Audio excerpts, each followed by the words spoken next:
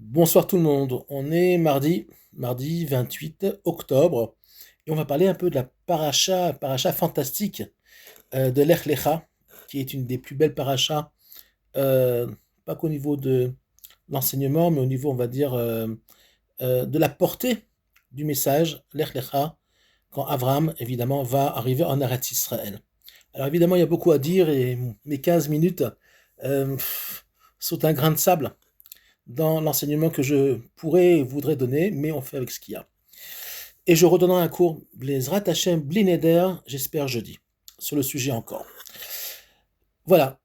Partagez mes cours, c'est important. Ça fait partie de votre travail aussi à faire. D'accord, mes cours, donc je les fais gratuitement. Je demande rien à personne. La seule chose que je vous demande, partagez la lumière, partagez pas ma lumière, mais la lumière de la Torah. Ok, c'est ce qui va faire avancer les choses, même si elles avancent d'elles-mêmes. Si on peut nous rajouter, on peut pousser encore la Géoula encore plus vite, alors pourquoi pas, et seul le Limud Torah, puisqu'on dit Limud Torah Kenegat Kulam, il n'y a pas plus grand, et le Limud Torah, l'étude de la Torah, c'est la plus grande chose qu'on peut faire dans ce monde-là. Évidemment, après, le bon comportement et le travail sur les midot. Alors, en quelques mots, on va expliquer, je vais vous révéler des choses intéressantes, pas encore les secrets que je voulais vous révéler sur Lech Lecha, on le fera jeudi, sur la paracha. Déjà, on dit dans la tradition de l'enseignement des maîtres d'Israël, on enseigne que après la chute du Gan Eden, le monde est construit suivant 6000 ans, 2000 ans de Tohu, 2000 ans de Torah et 2000 ans de Yemot HaMashiach, donc de temps messianique. J'ai déjà expliqué. Bereshit, c'est 2000 ans de Tohu. Alors, où est-ce qu'on va retrouver une allusion à ça, tout de suite, dans la Torah elle-même, dans le premier verset de la Torah, pas dans la parashat Lech Lecha, Bereshit bara Elokim et Hashamim vetaretz. Le mot Bereshit, c'est le monde du Tohu, c'est-à-dire que c'est le monde où les choses commencent à se mettre en place.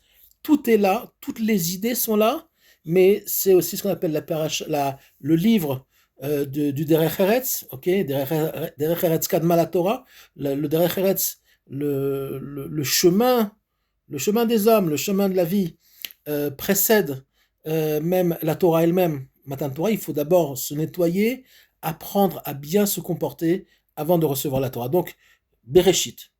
Après Shamaim, c'est la Torah. Et Haaretz, c'est Yemot HaMashiach. Alors, Hashamaim, c'est évident, c'est la Torah. Haaretz, c'est un tout petit peu moins, pardon.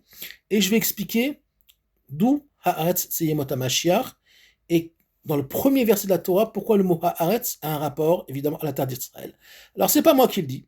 C'est le un des plus grands maîtres de tous les temps, c'est Rashi, il y a 1000 ans, qui nous enseigne que dans le premier verset de la Torah, on ne parle pas de Haaretz, la terre, absolument pas, on parle de la terre d'Israël. Donc on voit bien déjà que la Torah n'est pas un enseignement uniquement, on va dire, chronologique, c'est une idée, c'est un concept. Alors derrière tout ça, va s'habiller aussi une histoire, une chronologie pas toujours, on va dire, linéaire, mais il y a évidemment une histoire qui va s'habiller dessus.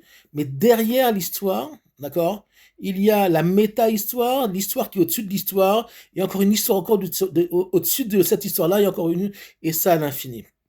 Donc qu'est-ce qui se passe derrière Haaretz, pardon. Bah, Lech Lecha.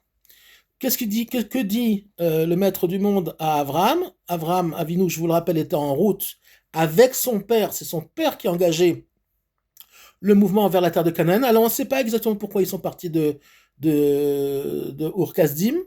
Pourquoi ils sont partis de Ur-Kasdim, c'est pas clair dans la Torah, on ne le sait pas trop, mais ça n'a pas d'importance. Parfois, les choses se font dans la vie de chacun, dans la vie des nations, et finalement on ne sait pas toujours, en tout cas nous en tant qu'êtres humains, ce qui se cache derrière certains mouvements et certains, on va dire, événements historiques. Parfois on le sait, parfois on ne le sait pas. Mais là, on ne le sait pas vraiment. Pourquoi il a voulu? C'est comme s'il avait été poussé par une force. S'il avait été poussé, le père de donc Terach, il avait été poussé par, on va dire, le maître du monde vers la terre de Canaan, et avec son fils, donc Abraham, Sarai, sa femme, et évidemment qui n'était pas encore Sarah, et Lot. Lot, son neveu, qui était pour le moment son seul héritier, puisque Lot était accompagné Avraham Avinu et non pas son père. Donc finalement, ils sont tous en route vers Canaan. Terach va mourir, et Terach va mourir, et finalement il va mourir à Haran, et finalement Avraham va continuer le chemin parce que on allait vers la terre de Canaan, sans savoir trop pourquoi, lui-même aussi poussé par ce mouvement-là qui fait partie de la méta-histoire, le côté surnaturel de l'histoire, et finalement Dieu va lui dire effectivement, Lech Lecha, il va lui confirmer que le chemin est juste, il lui dit allez vas-y, je suis avec toi, et la prophétie va commencer. Donc Abraham finalement va vers une terre qu'il ne connaît pas, il ne sait pas trop pourquoi il va y arriver, et le maître du monde va lui dire, mais tu vas quitter, finalement tu vas quitter la terre de ton père, tu vas quitter la maison de ton père, tu vas quitter la terre où tu es né, tu vas quitter beaucoup de choses pour une terre que je te montrerai. Mais de quelle terre on parle? Il ne sait pas où il arrive, Abraham. C'est un peu l'histoire de l'Alia. Même si on sait que nous, dans notre génération, qu'il y a un mouvement du retour qui s'explique pas parfois. Il y a des gens qui savent pourquoi ils font l'Alia, mais il y en a qui viennent parce que, alors chacun a son histoire. Il y en a pas à cause d'antisémitisme, il y en a à cause de mille et une raisons. Mais en fait, il faut savoir que le maître du monde pousse l'histoire et que finalement, toute l'histoire du monde est déjà ancrée dans le premier verset de la Torah. Il faut savoir que, par tradition, on sait que plus on s'approche du premier mot de la Torah, plus la prophétie est grande. Donc la plus grande prophétie de toutes les prophéties dans la Torah, c'est la lettre bête de Bereshit. Après, il y a le mot Bereshit lui-même. Le mot Bereshit est un mot extraordinaire qui va être, puisque l'hébraïque est une langue consonantique, il va être, on va dire, il peut être recomposable en 70 versions différentes et toutes ont une signification. C'est ce que le Rabbi Shimon Bar Yochai dans le Zohar va expliquer dans ce qu'on appelle le Tikkun Zohar. Mais en fait, il y a 720 combinaisons du mot Bereshit. Donc déjà dans le mot Bereshit, Dieu nous remet à notre place, nous dit, vous savez, ça prouvera pour tous les détracteurs de l'histoire que la Torah n'a pas pu être écrite par un esprit humain, puisque aucun esprit humain, peut-être les ordinateurs quantiques pourront le faire, peuvent déposer un mot, Bereshit, qui se décompose en 70 choses, 70 versions, qui vont tout un sens, et même 720 qui ont encore des sens encore plus élevés. Par exemple, Bereshit veut dire Barashit, à créer 6. Bet Reshit, il y a 2 Reshit, il y a 2, c'est pas commencement vraiment Reshit, mais 2 têtes, 2 sources. Ira Shabbat, la crainte du Shabbat. Brit Esh, union de feu, d'accord, alliance de feu. Aleph Betishrei, le premier du mois de Tishrei, etc., etc. Il y a beaucoup dans le Tikkun Zohar, il y a beaucoup d'explications, c'est très profond, c'est très difficile. C'était une étude en soi et c'est pas évidemment le sujet du cours parce que moi-même je ne suis pas capable de vous l'enseigner, c'est beaucoup trop long, c'est beaucoup trop lourd si on peut dire comme ça et ça me demanderait beaucoup trop de temps on va dire de le faire sur une plateforme comme celle-ci. Donc qu'est-ce qui se passe avec le Bereshit? Donc Bereshit, le mot Bereshit est le mot le plus fort de toute la Torah. Et le verset le plus fort de toute la Torah, c'est Bereshit bara Elokim et Hashamim v'ta'at. Donc le premier mot, première lettre, bête, premier mot, Bereshit, et premier verset, sont 3 dimensions qui englobent toute l'histoire de l'humanité et encore beaucoup plus que ça. Il y a aussi des règles mathématiques. On retrouve Pi, 3,14. Si on prend les rachet et votes, les premières lettres du premier verset de la Torah, on obtient en numérologie 22. Il y a 7 mots dans le premier verset, 22 divisé par 7, c'est 3,14. Etc. C'est absolument inhumain.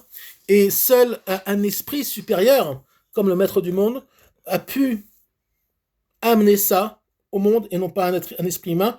Surtout pas, en plus, à cette époque-là, où les gens étaient analphabètes et même s'il y avait déjà de grandes technologies, de grandes intelligences, mais pas impossible techniquement de créer et d'écrire la Torah avec tous ses secrets tels qu'elle est.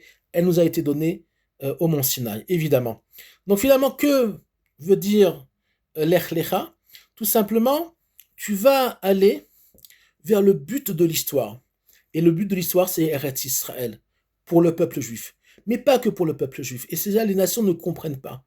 Que si les nations veulent la paix dans le monde, il faut qu'ils laissent Israël s'exprimer tel qu'il est. Chaque nation, je l'ai déjà expliqué, doit s'exprimer telle qu'elle est. Et Israël, qui est censé amener un message au monde, amener un enseignement même qui doit être le canal, qui est le canal de quelque chose, comme les autres nations sont des canaux d'autres choses, ok, comme par exemple Japhet, qui était un des fils de Noir, doit amener, qui va englober une partie du monde occidental et les peuples jusqu'à l'Inde et la Chine sont les peuples de l'extériorité, du beau, de l'architecture, ce qu'on appelle des sciences extérieures du monde. Et bien évidemment, ça a son intérêt et son importance parce que ce monde-là, Dieu nous a demandé de le transformer, il nous a donné la matière première, qui est la création, et à nous, après, d'être ses collaborateurs et de terminer, pas de terminer, de transformer le monde et de le faire encore plus beau, plus technologique, mais dans le bon sens du terme, attention, pas nous mettre des puces dans les cerveaux comme certains voudraient, plus technologique, plus beau, plus appréciable et mieux vivable par une médecine qui tue pas les gens, une médecine qui va guérir les gens. Et vous avez compris ce que je veux dire. Et finalement, nous sommes les collaborateurs du Maître du monde. Donc, que nous dit la paracha de Lech Lecha? Soyez mes collaborateurs. Le but, c'est Haaretz. Le but, c'est les temps messianiques. C'est le retour d'Israël sur sa terre à la fin des temps. Et que Israël commence à ouvrir les vannes et commence à être lui-même pour le bien de l'humanité. Or, l'humanité ne veut pas. Pourquoi? Parce que l'humanité, dans sa majorité, pas tout le monde, mais dans sa majorité, est encore coincée dans une dimension terrestre, ultra-terrestre, de ce que devrait devenir à leurs yeux la création. Et c'est une grave erreur, parce qu'ils sont en guerre non pas contre le peuple juif, ils sont en guerre contre le maître du monde lui-même, et ça va mal se terminer. Ça va très mal se terminer. On voit déjà l'Europe, c'est pas terrible. Elle est en train d'être avalée par d'autres nations. Je dis bien d'autres au pluriel, d'accord? Pas que l'islam. Il y a d'autres nations qui sont en train d'envahir l'Europe. Et c'est dommage pour l'Europe. Et l'Europe, en tant que nation, en tant que culture, est en train, pas peu disparaître, est déjà en train de disparaître. On voit comment les jeunes parlent, on voit comment les jeunes réfléchissent. Déjà, la culture française, le beau qu'il y avait dans la France et dans l'Europe est en train de fondre comme neige au soleil, malheureusement. Donc ça, c'est aux nations européennes de se réveiller et à faire aussi leur Lech Lecha à eux-mêmes, pour eux-mêmes, et d'aller vers eux-mêmes, aller vers ce qu'ils doivent exprimer, et non pas exprimer des cultures qui leur sont étrangères. C'est un langage qu'on retrouve chez certains hommes politiques français, de droite, d'extrême droite même, mais c'est tout simplement la vérité, à savoir que finalement, il y a un droit dans la Torah à être soi-même. On n'a pas besoin d'être autre chose. Et bien, c'est exactement ce que Dieu demande à Abraham, va vers toi, va vers ce quoi, le pourquoi je t'ai créé. C'est quoi un tzaddik? C'est quelqu'un, la réponse est dans les mots eux-mêmes, c'est quoi un tzaddik? Pas un saint, c'est pas le saint, c'est pas le tzaddik, c'est celui qui va exprimer, qui va confirmer les hadzik, c'est-à-dire confirmer le pourquoi il a été créé. L'homme est un potentiel et le monde une opportunité. Et c'est exactement la paracha de Lech Lecha. Il y a un potentiel qui s'appelle Abraham et il y a une opportunité qui est Eretz Israël. Il y a dans ce monde-là un potentiel qui est le peuple juif, qui est encore en partie dispersé dans le monde entier, une partie est revenue. Même la partie qui est revenue et même la partie qui est dispersée, chacun doit faire le tikkun, la réparation qu'il a à faire, et mettre en place son potentiel humain, d'accord, et spirituel, pour prendre l'opportunité du pourquoi il a été créé, à savoir revenir sur sa terre à notre époque et commencer à retrouver l'identité hébraïque et non plus cette identité juive d'exil galoutique, malheureusement, qui tue l'âme juive. À très bientôt.